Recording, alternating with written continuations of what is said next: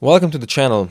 I'm dedicating it to my sort of project car, a 1990 Honda CRX. The car is in good condition. Okay, the car is in decent condition, but it's done 230,000 kilometers around the roads and it's had around 5-7 owners. Each time it retires, and I'm gonna give it kind of a makeover, restoration and modification. While in general the car is in good shape, there are many small details that let it down a bit, and there are many small details, and I'm sure I forget a few. So let's start. So first things first, the exhaust. The exhaust has a leak, probably multiple leaks.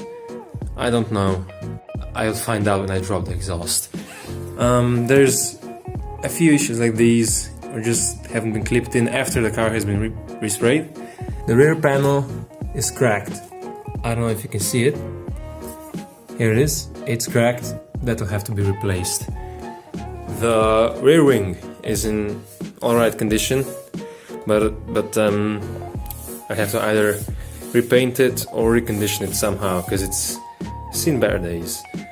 There are panel gap issues around the car, such as these. Don't match up quite as well as they should. There are tiny bits of overspray on random trim pieces, like here and up here. I have to take care of. The stock ride height of this car is absolutely hilarious. There is a huge gap in the wheel well. That's the stock ride height. I'll definitely have to drop this car in the future. On the front, the gap is not that bad, but in the back, it is absolutely hilariously bad. Wiper arms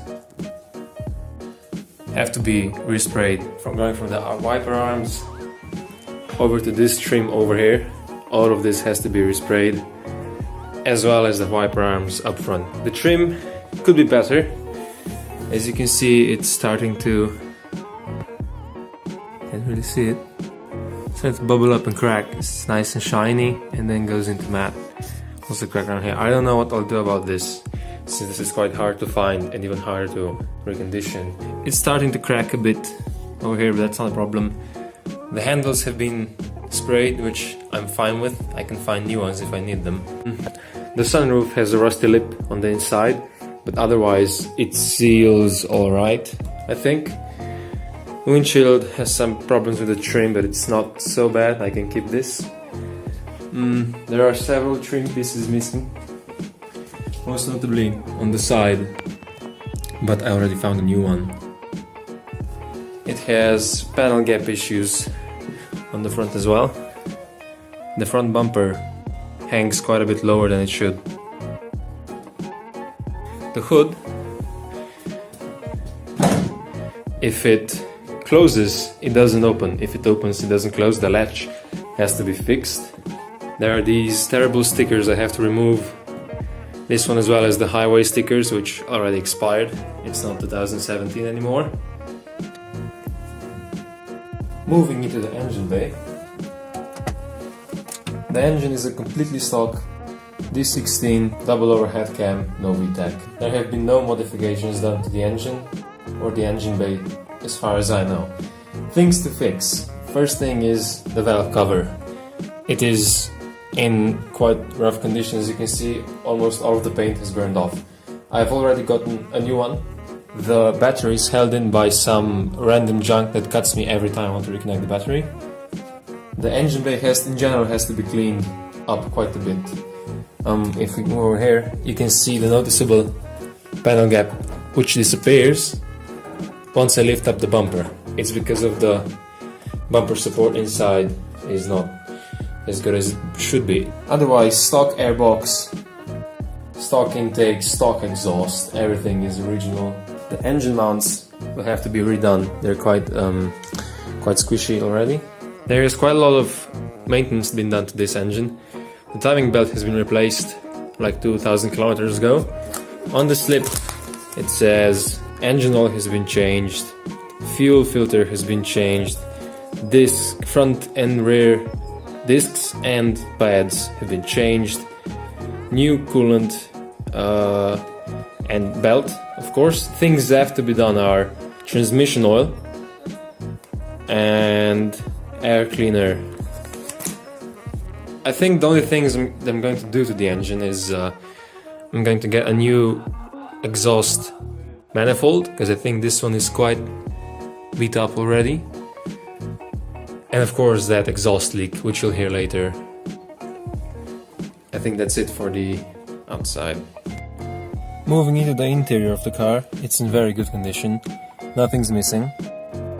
As you can see, the climate control is intact, not cracked. The car has a pretty awful stereo, which I'll have to replace because it drains the battery. The seats have been reupholstered prior to me buying the car. They're done in this really nice cloth material. The rear seat has also been done, as you can see. There's this switch, which has 3 positions. The previous owner put this in, I have no idea what it does. If you turn it on, nothing changes. If you turn it off, the horn doesn't work.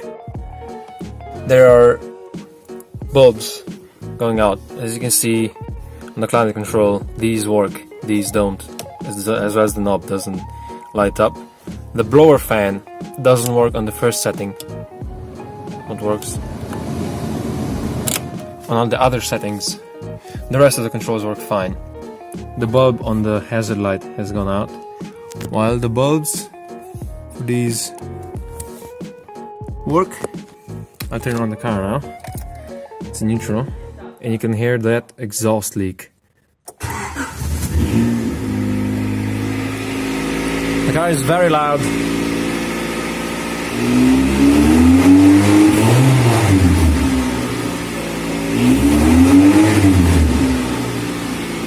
There's an exhaust leak somewhere, definitely. I'm gonna shut the door. There we go. The sunroof works, but it is rusty all the way down, so I'll have to fix that. Otherwise it works great. And it seals.